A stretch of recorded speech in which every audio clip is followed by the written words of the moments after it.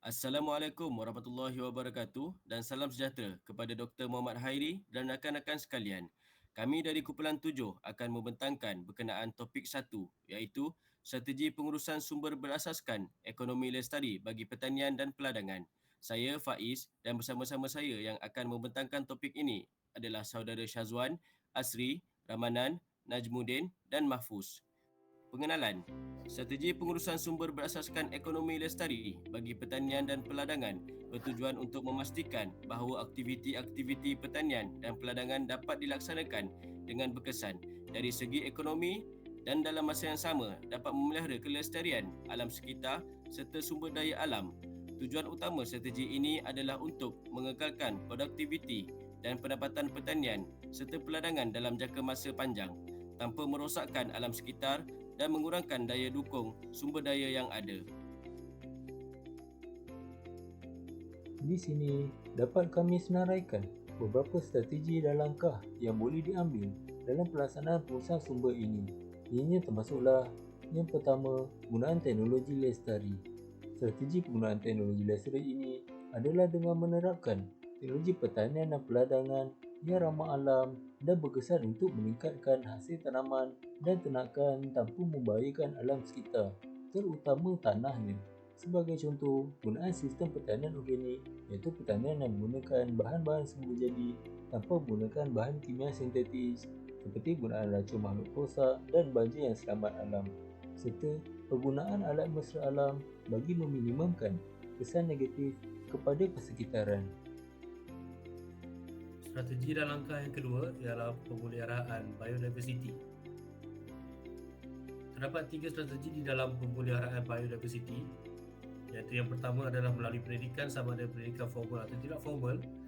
Di dalam strategi melalui pendidikan, pemeliharaan biodiversiti dapat diperkenalkan melalui mata pelajaran sains dan biologi, aktiviti kurikulum seperti Persatuan Pencinta Alam Sekitar, lawatan sambil belajar dan juga program kesedaran yang diadakan di sekolah. Strategi yang kedua adalah dengan mewujudkan hutan simpan di mana kita dapat memastikan tiada aktiviti yang dapat merosakkan habitat flora dan fauna dilakukan. Tindakan tegas juga dapat diambil kepada mereka yang menceroboh dan melanggar peraturan hutan simpan. Contoh hutan simpan yang terdapat di Malaysia adalah taman negara.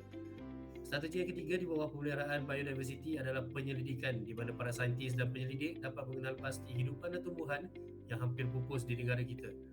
Melalui penyelidikan, mereka dapat mengkaji cara bagi haiwan dan tumbuhan tersebut untuk terus membiak.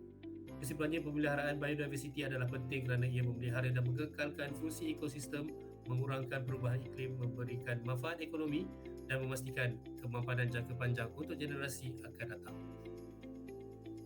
Strategi dan langkah yang ketiga adalah penggunaan sumber air yang berhemah.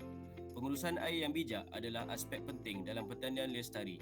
Contohnya, petani boleh menggunakan sistem irigasi tetesan yang menghantar air secara langsung ke akar tanaman untuk mengurangkan kehilangan air melalui penguapan atau sistem bertekanan rendah untuk mengurangkan pembaziran air.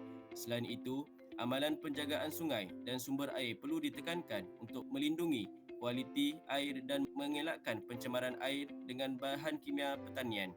Di samping itu, pembinaan kawasan lubang biopond yang berfungsi sebagai sumber air tambahan untuk ternakan dan tanaman juga dapat membantu dalam pengurusan sumber air. Strategi dan langkah yang keempat ialah pengurusan tanah yang mampan. Dalam usaha meningkatkan kualiti tanah dan mengurangkan hakisan, petani juga boleh melaksanakan penggiliran tanaman. Penanaman tunggal atau menanam tanaman yang sama di tempat yang sama selama bertahun-tahun akan menghabiskan nutrien tertentu pada kawasan tanah tersebut dan menggalakkan daya saing antara jenis-jenis makhluk perosak. Penggunaan kompos organik sebagai baja juga boleh meningkatkan dan memelihara kesuburan tanah. Selain itu, penanaman penutup tanah seperti rumput kaki gajah atau kacang tanah dapat membantu mencegah hakisan dan meningkatkan kualiti tanah. Di samping itu, langkah mengurangkan penggunaan bahan kimia yang menyumbang kepada kerosakan tanah adalah komponen utama dalam pengurusan tanah yang mampan. Seterusnya, strategi dan langkah yang kelima, pembangunan komuniti lestari. Pembangunan komuniti pertanian yang mampan adalah kunci kejayaan jangka panjang dalam strategi ini.